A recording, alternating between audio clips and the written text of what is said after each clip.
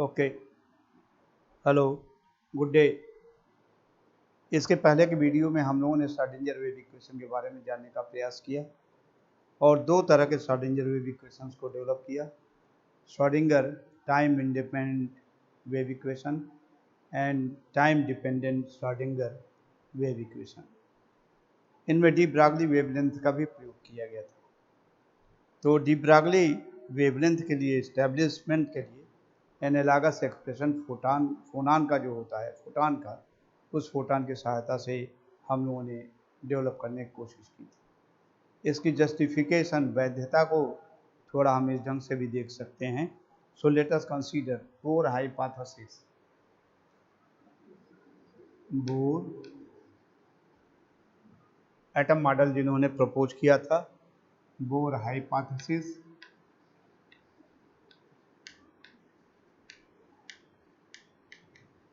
and de Broglie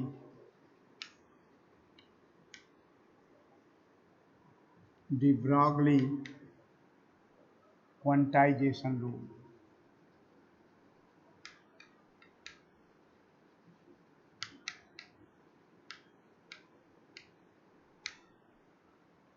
bore के hypothesis में number of electrons in A orbit it is 2n square, और इस तरह के कई सारे हाइपोथेसिस माने गए थे। एक उसमें ये भी था कि वे ऑर्बिट अस्थाई ऑर्बिट होते हैं जिनका एंगुलर मोमेंटम h/2π का इंटीग्रल मल्टीपल होता है। और ये भी बोर ने हाइपोथेसिस था, ऐसे माना, और इनकी सत्यता हम केवल इस तरह से प्रमाणित करते हैं कि इनको मानने के उपरांत जो रिजल्ट हमको प्राप्त होते हैं वो एक्सपेरिमेंटल रिजल्ट्स को टैली कर जाते हैं। इसलिए बोर हाइपोथेसिस की प्रामाणिकता हम इस तरह से कंसीडर करते हैं। बोर का जो हाइपोथेसिस है, for a stable orbit the angular momentum is an integral multiple of h/2π, और h/2π को हम लोग लास्ट टर्म पे देखा था, h क्रॉस से लिखते हैं, तो nh क्रॉस के बराबर एंगुलर मोमेंटम होता है, वही ऑर्बिट्स स्थायी होते हैं। डी ब्रागली क्वांटाइजेशन रूल ये कहलाता है, डी ब्रागली ने भी ये माना कि बोर ऑर्बिट वही स्थायी ऑर्बिट होते हैं जो डी ब्रागली वेवलेंथ के इंटीग्रल मल्टीपल होते हैं। Those orbits are the stable orbit of which the circumference is an integral multiple of de Broglie wavelength। जैसे मान लीजिए ये कोई ऑर्बिट है, बोर ऑर्बिट है, तो यह बोर ऑर्बिट स्थायी कक्षा होगी, स्थायी ऑर्बिट होगी यदि मान लीजिए इसका रेडियस है r, यदि इसका circumference 2πr is an integral multiple of n is 1 2 3 4, पहली orbit n is equal to 1, दूसरी orbit n is equal to 2 is an integral multiple of de Broglie wavelength। यह de Broglie क्वांटाइजेशन रूल कि वे orbit ही स्थायी orbit होते हैं जिनका circumference de Broglie wavelength का integral multiple होता है। वैल्यू यदि लैम्डा का हम रख दें तो ये आ जाएगा 2πr, it is equal to n times, और लैम्डा की वैल्यू है h/mv। इसको रीअरेंज कर दें तो 2π का इधर डिवीजन कर दें और ये हो जाएगा mvr। mvr is equal to n h/2π। तो यह डी ब्रागली का, बोर का हाइपोथेसिस हो जाता है। डी ब्रागली क्वांटाइजेशन रूल के अनुसार वे ही ऑर्बिट स्थायी होते हैं जिनका सरकमफरेंस डी ब्रागली वेवलेंथ का इंटीग्रल मल्टीपल होता है, और बोर हाइपोथेसिस के अनुसार वे ऑर्बिट स्थायी होते हैं जिनका एंगुलर मोमेंटम h/2π का इंटीग्रल मल्टीपल होता है। ये कैसे हो गया एंगुलर मोमेंटम? तो आप जानते हो J is equal to I omega. I is equal to एक इलेक्ट्रॉन है चक्कर लगा रहा है एम आर स्क्वायर। ओमेगा के लिए वैल्यू जानते हो, V is equal to R omega, तो omega is equal to V by R, R cancels, so it is M B R is the angular momentum. तो हम एंगुलर मोमेंटम ये हो गया J इज इक्वल टू यानी H cross, last turn पे हमने देखा था एच बाई 2 पाई को हम लोगों ने एच क्रॉस से रिप्लेस किया था, और ये इंटरनेशनल नोटेशन है। एच बाई 2 पाई को एच क्रॉस कहते हैं, H is the Planck's constant. इसका अर्थ ये हुआ एन इज इक्वल टू 1 पहली बोर ऑर्बिट, इसका सरकमफरेंस एक ही, यानी इसकी वैल्यू 1 हो गई तो एक ही वेवलेंथ होगा। तो जो आपने सर्कल खींचा है, जो आपने ऑर्बिट खींच रखा है फर्स्ट बोर ऑर्बिट, उस पर एक वेवलेंथ एडजस्ट हो जाएगा, आधे में पॉजिटिव हाफ आएगा, आधे में पॉजिटिव निगेटिव हाफ आ जाएगा। एन इज इक्वल टू 2 का देखो स्ट्रक्चर ऐसे हो जाएगा, this is for N is equal to 1, for N is equal to 2 ये ऑर्बिट है सेकेंड बोर ऑर्बिट, ये अस्थाई होगा यदि इसका सरकमफरेंस दो एग्जैक्टली डी ब्रागली वेवलेंथ के बराबर होगा। तो इसको हम 4 हिस्सों में बांट लेते हैं, इधर हो गया पॉजिटिव हाफ, यहाँ हो गया निगेटिव हाफ, इधर हो गया पॉजिटिव हाफ, और ये हो गया निगेटिव हाफ। तो देखो एक वेवलेंथ ये हो गई यहाँ से लेकर के यहाँ तक, दूसरी वेवलेंथ ये हो गई यहाँ से यहाँ तक। तो जिस पर exactly 2 wavelength de Broglie wavelength adjust हो जाए एग्जैक्ट अमाउंट में, इंटीग्रल मल्टीपल हो जाए, तो ये ऑर्बिट स्थायी होगी। एन इज इक्वल टू 3 के लिए करें, ये ऑर्बिट है और ये अलाउड ऑर्बिट होगी, तो इसको 6 हिस्से में बांट लीजिए, 1 2 3 4 5 एंड 6। यहाँ से शुरू करें तो N is equal to 3 de Broglie wavelength must be adjusted. ये पहला डी ब्रागली वेवलेंथ आपने ड्रा किया, ये एडजस्ट हो गया। दूसरा आपने ऐसे ड्रा किया, ये दूसरा स्टार्ट कर रहा है, ये दूसरी डी ब्रागली वेवलेंथ हो गई, और तीसरा आपने ऐसे स्टार्ट किया, ये उसका निगेटिव हाफ और ये उसका पॉजिटिव हाफ। तो यहाँ देखिए 3 de Broglie wavelength exactly adjust हो जाए तो वह एन इज इक्वल टू 3 के करेस्पॉन्डिंग स्टेबल ऑर्बिट होगी। एक मैं और ड्रा कर देता हूँ, और ऐसे बहुत सारे आप खींच सकते हो। ये डी ब्रागली का क्वांटाइजेशन रूल कहलाता है, और जो डी ब्रागली हाइपोथेसिस को सपोर्ट करता है। एन इज इक्वल टू 4, इसको आप 8 भाग में बांटोगे तो 1 2 हिस्से हो गया, 3 4 और 2 इसमें कर देंगे, इसका आधा 5, इसका जस्ट मिडिल 6, इसका मिडिल ये 7, इसका मिडिल ये 8।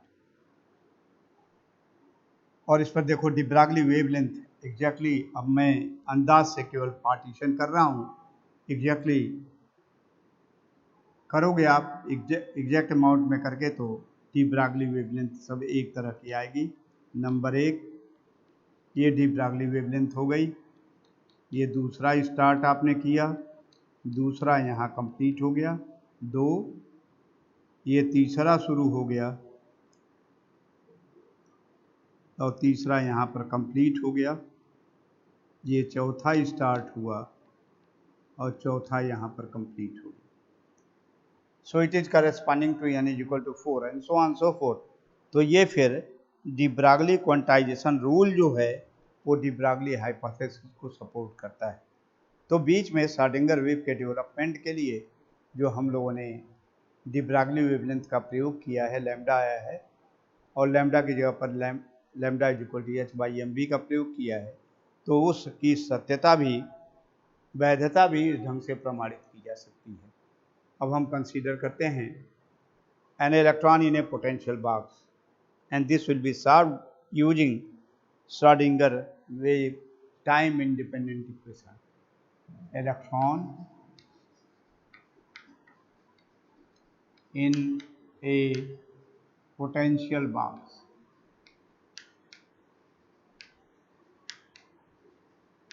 Electron in a potential box. ये ऐसा इलेक्ट्रॉन है जो बाउंड इलेक्ट्रॉन है। बाउंड इलेक्ट्रॉन का मतलब है कि एकदम बंधा हुआ है, वहां से वो निकल नहीं सकता है। जैसे फर्स्ट ऑर्बिट पे इलेक्ट्रॉन चक्कर लगा रहा है, हटा दोगे यदि इलेक्ट्रॉन को तो आयोनाइज हो जाएगा वो, लेकिन जब तक फर्स्ट ऑर्बिट में इलेक्ट्रॉन चल रहा है तो बाउंड इलेक्ट्रॉन कहलाता है। ऐसा बाउंड इलेक्ट्रॉन जिसको अपने ऑर्बिट से अलग किया जा सकता है, जब एक्सटर्नल एनर्जी आप देंगे तो ही उसको अलग किया जा सकता है। तो इसलिए ऐसा हम मानते हैं कि ये इलेक्ट्रॉन किसी deep infinitely deep potential well में कैद है, रखे हुए, और इनको उनसे बाहर कभी नहीं। एक गहरा कुआं है, गहरे कुएं में इलेक्ट्रॉन पड़ा हुआ है, और इलेक्ट्रॉन को कुएं से निकालने के लिए उतनी एक्सटर्नल एनर्जी हम देंगे तो इलेक्ट्रॉन उस कुएं से बाहर निकल पाएगा। तो this is the purpose of saying electron has been kept in a potential box.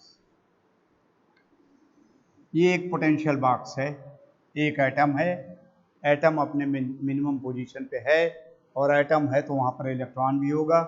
Electron की बात करते हैं तो इलेक्ट्रॉन हमेशा एटम के साथ लगा हुआ होगा, तो ये एटम की मिनिमम एनर्जी पोजीशन है। इधर भी पोटेंशियल बढ़ेगा, इधर भी पोटेंशियल बढ़ेगा, तो इधर डिस्टेंस है और इधर पोटेंशियल को प्लॉट कर रखा है। इसके बाद से दूसरा एटम आएगा, फिर इसके बाद से थोड़ी दूर के बाद सेकेंड ऐसे ही मिनिमा करेगा, थर्ड मिनिमा आएगा, फोर्थ में चौथा एटम होगा, और इस तरह से हम आगे बढ़ते हुए चले जाएंगे। एक पोटेंशियल वेल का जैसा व्यवहार होगा वैसे ही सबके लिए होगा। और यह पोटेंशियल वेल जो हम कंसीडर कर रहे हैं, it will not B only along x axis. मान लो ये एक्स एक्सिस है, वाई एक्सिस के लॉन्ग भी होगा, जेड एक्सिस के लॉन्ग भी होगा, 3 डायमेंशनल केस होगा, लेकिन सिंप्लिसिटी के लिए हम 1 डायमेंशनल केस मानते हैं। एंड मान लिया कि लेफ्ट वॉल जो है x इज इक्वल टू 0 पर है, यहाँ पर x को आप प्लॉट कर रहे हैं, एंड राइट पोटेंशियल हाइट जो है x is equal to L पर है। तो left wall of the potential well at x is equal to 0, right wall of the potential well is at x is equal to L, और electron इसी के बीच में लाई करता है। ये दोनों तरफ जो वॉल्स हैं दे आर परफेक्टली रिजिड। अब परफेक्टली रिजिड किसको कहते हैं? तो इलेक्ट्रॉन यदि इधर से आता है और इससे टकराता है तो with the same energy, without the loss of any energy, it will be reflected back. As soon as the electron is impinging the wall, no energy is being lost, and it is again returned back with the same velocity with the same energy. तो ये rigid wall हैं, it is the left wall and the right wall. They are the perfectly elastic walls, rigid walls. और इसमें कोई जब electron आके टकराता है तो एनर्जी का कोई नुकसान नहीं हो पाता है। And height of the potential well, let us suppose it is infinite. अब आप कहेंगे इनफाइनाइट का मतलब बहुत ऊंचा हो गया, और मैंने आपको इनफाइनाइट का अर्थ बताया है। फिजिक्स में परिस्थितियों के अनुसार इनफाइनाइट होता है। सो इट में बी 1 मिलीमीटर, क्योंकि एटम की साइज है 10 टू द पावर -8 सेंटीमीटर, तो it can be 1 millimetre, it can be 2 millimetre, infinite. तो ये इसको फिर हम इस पोटेंशियल वेल को हम कहते हैं इनफाइनाइटली डीप पोटेंशियल वेल। अनंत गहराई का एक पोटेंशियल वेल है, infinitely deep potential well, and the electron has been kept in this infinitely deep potential well. Left wall का पोटेंशियल है इन्फिनिटी, राइट वाल का है पोटेंशियल एनर्जी इन्फिनिट। इलेक्ट्रॉन बाएं से दाएं चलता है, बाएं वाल से टकराता है बाईं तरफ चलते समय, without the loss of any energy it is reflected back. तो इस तरह के जो कोलिजन होते हैं जिसमें लॉस ऑफ एनर्जी नहीं होता है, इन इलास्टिक कोलिजन कहलाता है। तो ये इन इलास्टिक कोलिजन के थ्रू ये टकरा करके वापस हो जाता है। The potential energy of the electron inside the well is constant. जैसे मान लो पहले ऑर्बिट पर इलेक्ट्रॉन है बोर के, कांस्टेंट होगा लोकेशन के अनुसार। दूसरे ऑर्बिट पे है तो पोटेंशियल एनर्जी उसकी कांस्टेंट होगा लोकेशन के अनुसार।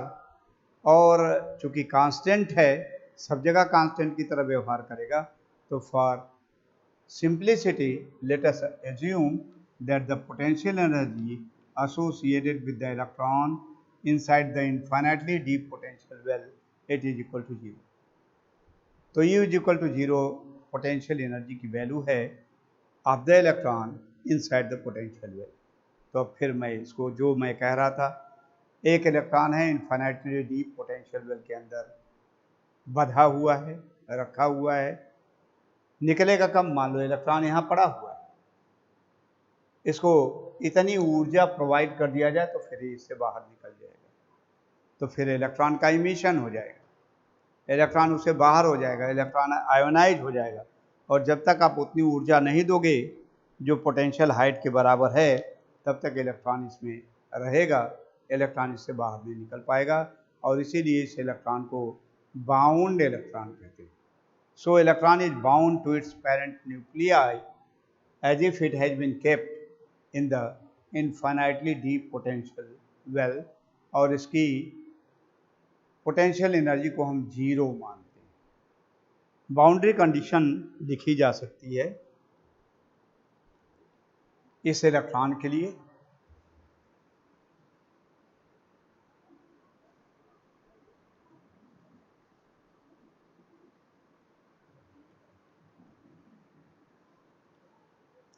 The first boundary condition is that psi is equal to 0। psi is equal to 0 का मतलब इलेक्ट्रॉन एग्जिस्ट ही नहीं करता।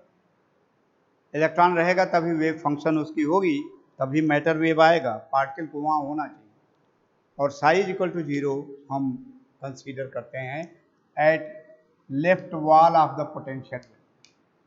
पोटेंशियल वेल के बाईं दीवार पे, लेफ्ट वॉल पे psi की वैल्यू 0 है। इलेक्ट्रॉन कभी यहाँ रुकता नहीं, आएगा टकराएगा तुरंत लौट जाएगा। It will take no time, it will not stay at the wall for any moment.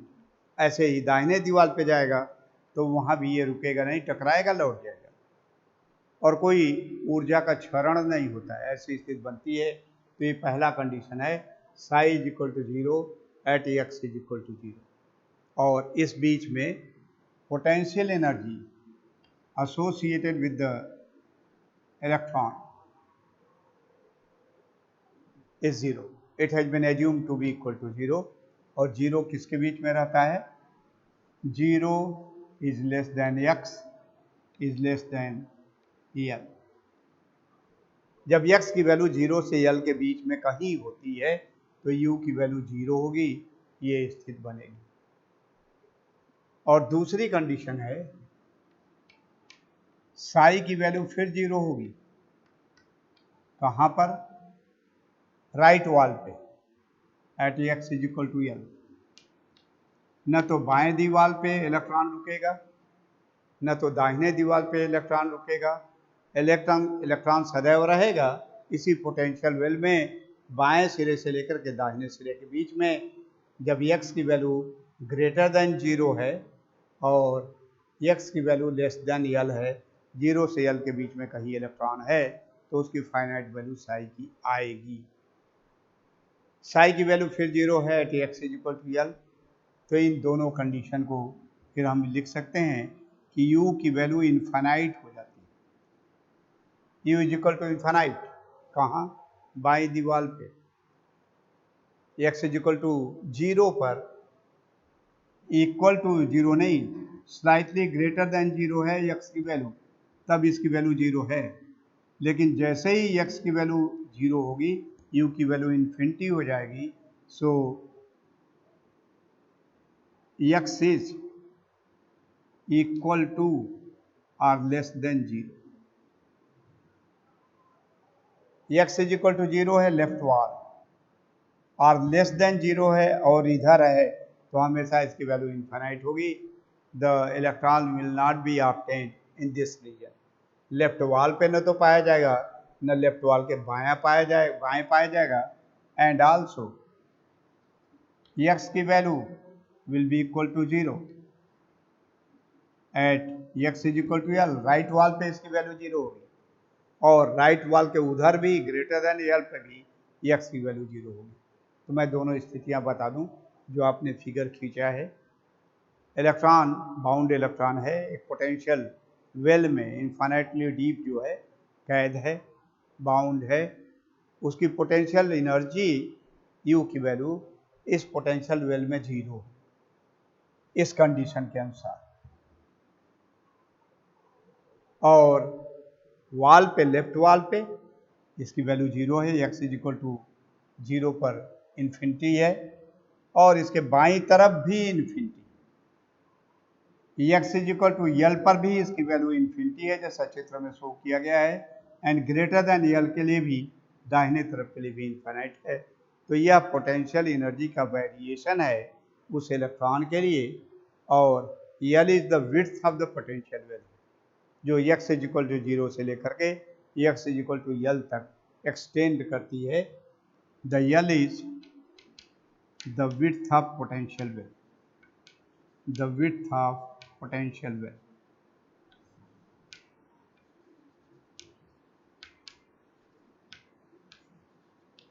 L is the width of potential well। मैं यहाँ specifically L is the width of the potential well इसलिए लिख रहा हूँ कि थोड़ा आपको समझा दूँ। जब मैं साई की कैरेक्टरिस्टिक फीचर आपको बता रहा था, तब बताया था probability of finding the particle, integrate किया था आपने माइनस इन्फिनिटी से प्लस इन्फिनिटी तक। यदि पार्टिकल प्रेजेंट है तो उसकी वैल्यू 1 आई थी, ठीक याद है?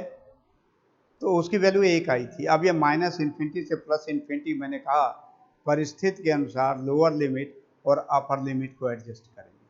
तो देखिए, 1 होने के लिए पार्टिकल कहाँ है, तो पार्टिकल यहाँ से लेकर के यहाँ के बीच में है। इस कंडीशन में पार्टिकल है, तो इसलिए आप इंटीग्रेट करोगे x is equal to 0 lower limit to x is equal to l upper limit. तो माइनस इन्फिनिटी की जगह पर 0 रखोगे द लोअर लिमिट, और प्लस इन्फिनिटी की जगह पर l रखोगे द अपर लिमिट। तो वहाँ जो आपने परिभाषा दी थी कैरेक्टरिस्टिक फीचर के समय, वहाँ इंटीग्रेशन का लिमिट माइनस इन्फिनिटी से प्लस इन्फिनिटी लिखा था, वो अब यहाँ से स्पष्ट हो जाएगा। और इसीलिए and total width of the potential well is L is the width of the potential well. ये बहुत ज़्यादा नहीं है, माइनस इन्फिनिटी से लेके प्लस इन्फिनिटी तक नहीं है। एटम जितने दूर में होगा उतने एंगस्ट्रॉम के क्रम की आएगी।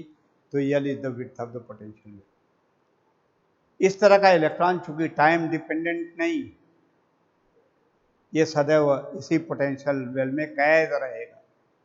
बाउंड इलेक्ट्रॉन है, इसी में बंधा रहेगा। पहले ऑर्बिट पे चक्कर लगा रहा है तो पहले ऑर्बिट पे चक्कर लगाता रहेगा जब तक इसको आप बाहर निकालने का प्रयास नहीं करोगे, तब तक ये यही रहेगा।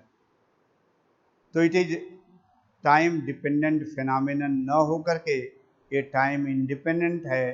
इलेक्ट्रॉन पता नहीं कितने वर्षों से चक्कर लगा रहा है और पता नहीं कितने वर्षों तक चक्कर लगाता रहेगा। It does not depend on the time. तो इस प्रॉब्लम को हम श्रोडिंगर इक्वेशन से करेंगे। लेकिन किस इक्वेशन से करेंगे? 2 इक्वेशन आपके पास हैं, एक है टाइम इंडिपेंडेंट और एक है टाइम डिपेंडेंट। तो यह जो प्रॉब्लम जो आप कंसीडर कर रहे हो ये टाइम इंडिपेंडेंट है। तो we will be trying to solve this situation with the help of time independent Schrodinger wave equation. Now time independent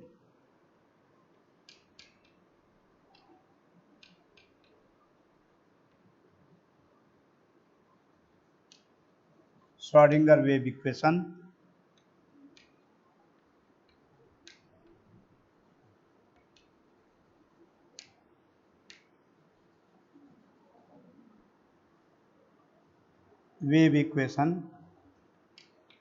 with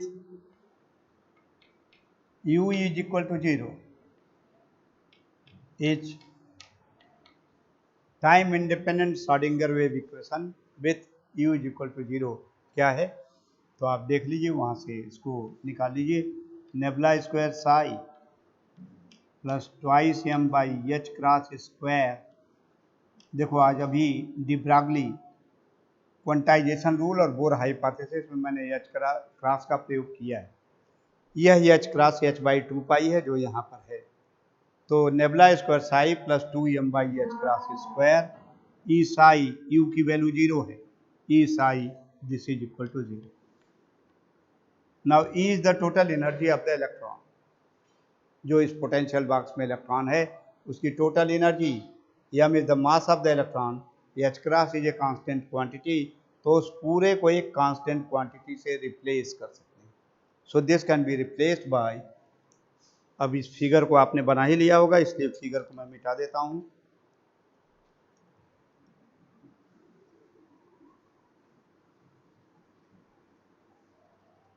this energy term,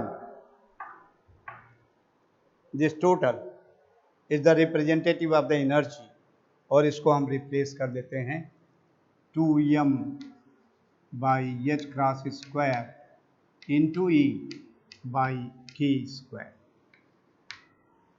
हम 2m by H cross square into E को K square मान देते हैं, तो ये equation हो जाएगा nebula square psi plus K square psi this is equal to 0। So nebula square psi plus K square psi this is equal to 0। यह equation Schrodinger wave equation बन जाता है टाइम इंडिपेंडेंट फॉर्म के लिए। Nebula square psi plus K square psi equal to 0, ये obvious है। This is a second order differential equation. तो इसके सोल्यूशन को फिर मैंने साई के बारे में बताया है कि Sai is complex in nature. Solution फिर कॉम्प्लेक्स होना चाहिए, रियल और इमेजिनरी दोनों पार्ट इसमें होना चाहिए।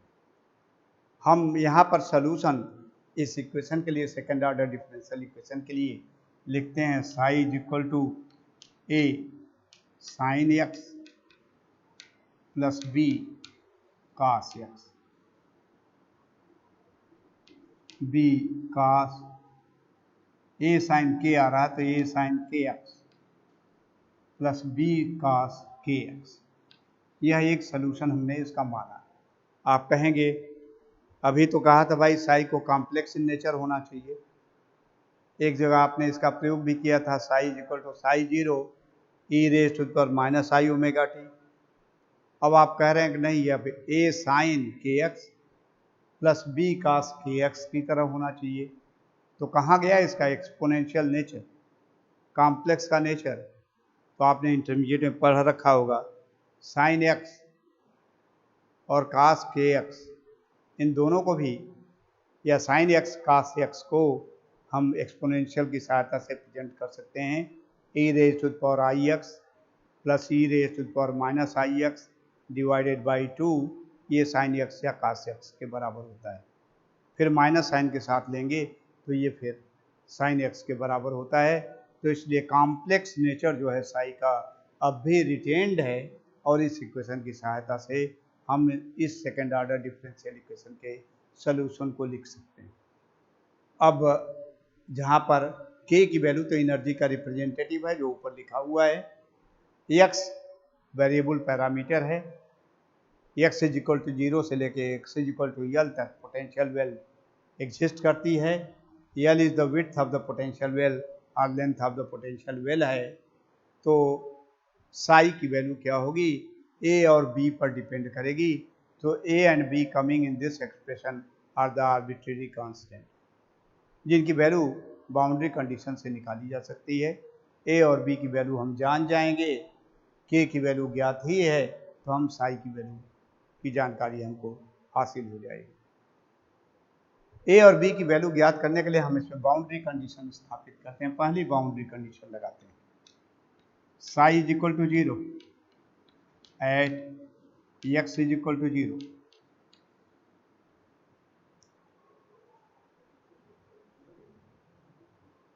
ये वैसे पोटेंशियल का मान है, इसका बाउंड्री कंडीशन से कोई मतलब नहीं।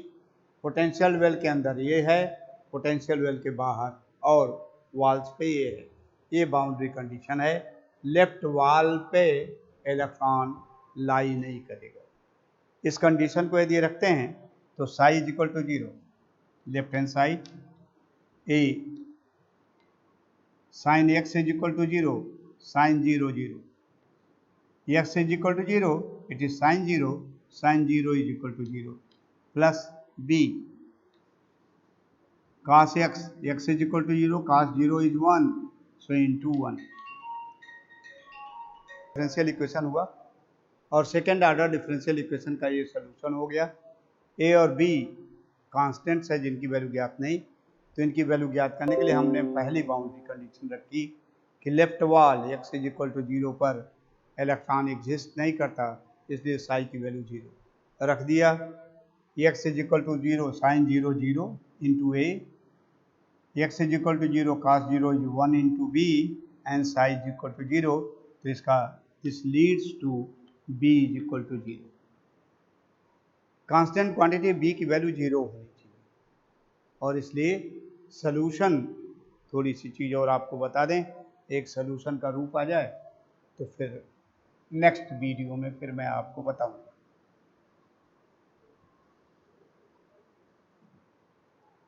The first boundary condition psi is equal to 0 at x is equal to 0 gives us b is equal to 0, इसलिए साई के लिए सोल्यूशन हो गया b is equal to 0 means a sine k x, और बी की value 0 हो गई तो सेकंड टर्म 0 हो गया। अभी भी ए की वैल्यू अननोन है, तो ए की वैल्यू निकालने के लिए सेकेंड बाउंड्री कंडीशन इसमें हम सब्स्टिट्यूट करते हैं। साई की वैल्यू फिर 0 at the right wall, that is at x is equal to L. Right wall पर भी इसकी वैल्यू 0 सब्स्टिट्यूट कर दीजिए। Psi is equal to 0 at A sine x is equal to L K and X is equal to L K L. A sine के L की value 0 होगी। A sine के L की वैल्यू 0 होने के लिए लेफ्ट हैंड साइड 0 है, इसलिए राइट हैंड साइड को भी 0 होना चाहिए। तो थोड़ा इसके ऊपर विचार कर लीजिए, मैं डिटेल फिर आपको बताऊंगा। ए इज द एम्पलीट्यूड, ए यदि 0 हो जाए, दो टर्म है ए एंड साइन, या तो ए 0 है या साइन टर्म 0। ए 0 हो जाएगा तो सोल्यूशन ही समाप्त हो जाएगा। इसका मतलब साई की वैल्यू 0 हो जाएगी, the particle the electron will not exist, इसलिए ए 0 नहीं हो सकता। तो एक ही प्रोबेबिलिटी है कि साइन के एल की वैल्यू 0 हो, और साइन के एल की वैल्यू कब 0 हो सकती है?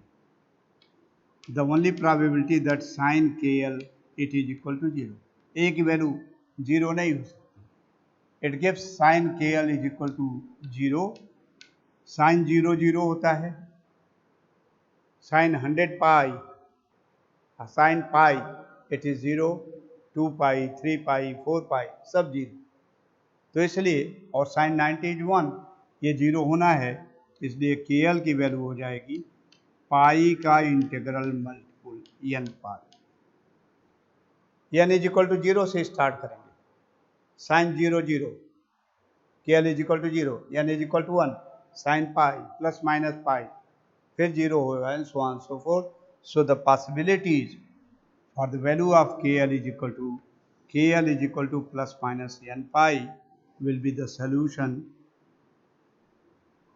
स्टिल हम ए की वैल्यू अभी नहीं जानते, लेकिन ये सोल्यूशन निकलेगा with n is equal to 0 1 2 3 and so on so. तो k L is equal to plus minus N pi will be the solution according to the condition 0 is equal to a sine के L की value plus minus N pi होनी चाहिए, यहाँ पर n की value any integral value including 0 से लेकर के 1 2 3 4 कोई वैल्यू हो सकती है। तो इसकी सहायता से कौन कौन सी वैल्यू संभव है, किस तरह से इसकी वैल्यू की डिटेल हम जान सकेंगे, इसको नेक्स्ट वीडियो में आपको बताऊंगा। So this is all for today. Thank you very much.